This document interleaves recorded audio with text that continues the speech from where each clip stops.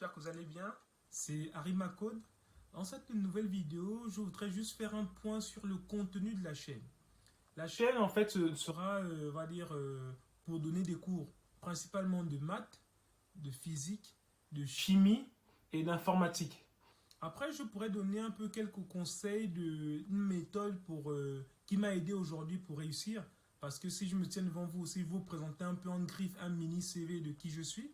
Parce que je ne veux pas me présenter comme ça et voilà, juste donner des cours de maths et de physique, mais parce qu'il y a une passion derrière aussi. J'étais beaucoup passionné par les mathématiques, la physique, la chimie et aujourd'hui, c'est aussi l'informatique.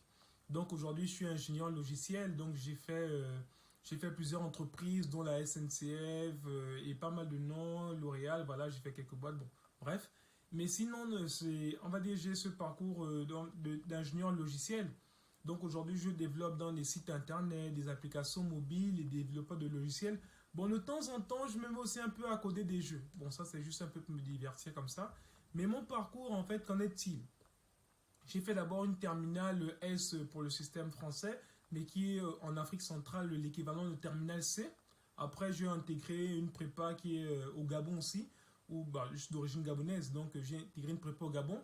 Dans le lycée national Léon Bas, j'ai fait, après cette prépa, je suis entré en école d'ingénieur ici dans le 6e arrondissement de Paris. Le nom c'est l'ISEP, Institut supérieur d'électronique de Paris.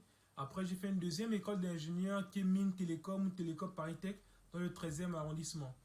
À la suite on va dire, de mes deux écoles d'ingénieur, je suis allé, maintenant j'ai commencé à travailler au niveau de l'informatique. Donc j'ai eu deux casquettes, d'abord ingénieur télécom et traitement de signal et ingénieur logiciel.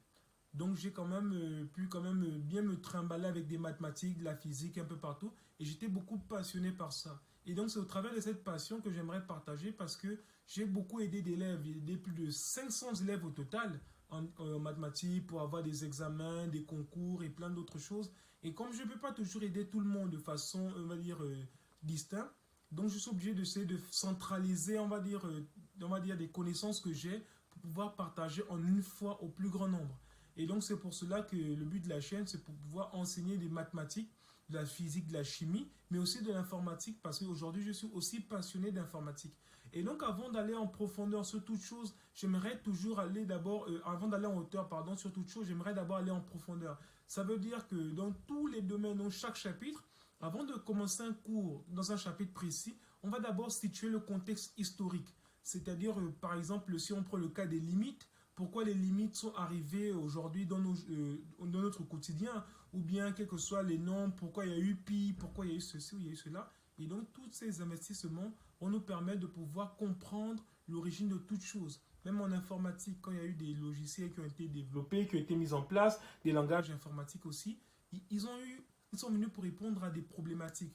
C'est-à-dire qu'on n'a pas créé juste Java, juste comme ça. Non, il y a eu un problème et donc le langage a été créé pour résoudre ce problème. Et donc à chaque fois, nous irons toujours dans l'historique ou le contexte historique de toute chose, que ce soit en maths, que ce soit en physique, que ce soit en informatique. Donc on va d'abord comprendre d'abord d'où ça vient, ensuite pour savoir où on va. Comme ça, on pourra comprendre l'utilité des choses et on se rendra compte que les mathématiques sont indispensables aujourd'hui parce qu'on trouve ça dans presque tous les domaines de la vie. Donc aujourd'hui, c'est ça en fait, le but de cette vidéo, c'est pour faire comprendre qu'on va commencer par, bon, on va faire des cours qui vont aller de la 6e jusqu'en terminale, toutes séries confondues, et qui vont aussi permettre de pouvoir former aussi des gens qui sont en prépa. Principalement, j'ai fait une prépa MPSI dans maths, physique, sciences de l'ingénieur. C'est principalement là où je pourrais partager. Et ensuite, au niveau, par exemple, de la licence 1, 2 et 3, après, s'il y a besoin d'exercice ou bien de soutien en école d'ingénieur aussi, on pourra aider, faire des vidéos pour aider le plus grand nombre, bien corriger des sujets d'examen. Mais le but, c'est vraiment de pouvoir dire à la jeunesse que nous sommes tous jeunes, de pouvoir s'investir au niveau dans les technologies, parce qu'aujourd'hui, on est dans un monde de concurrence, un monde technique, et il faudra de plus en plus des personnes qui s'investissent dans la recherche, dans le travail, dans la discipline. Et donc, vraiment, cette passion que j'ai, j'aimerais partager au plus grand nombre. Pour ceux qui n'aiment pas les maths, on pourra toujours les ramener à savoir l'utilité des maths aujourd'hui. Parce que les maths, tout ce qui nous entoure, c'est beaucoup fait avec des mathématiques. Et nous en parlerons dans la prochaine vidéo afin de savoir qu'est-ce que les mathématiques et à quoi ça sert dans la vie aujourd'hui. Et donc voilà un peu en gros ce qui va se trouver sur la chaîne. Et si vous avez des questions, posez-les en commentaire, je serai heureux de vous répondre. Et sinon, on se voit à la prochaine vidéo. Merci.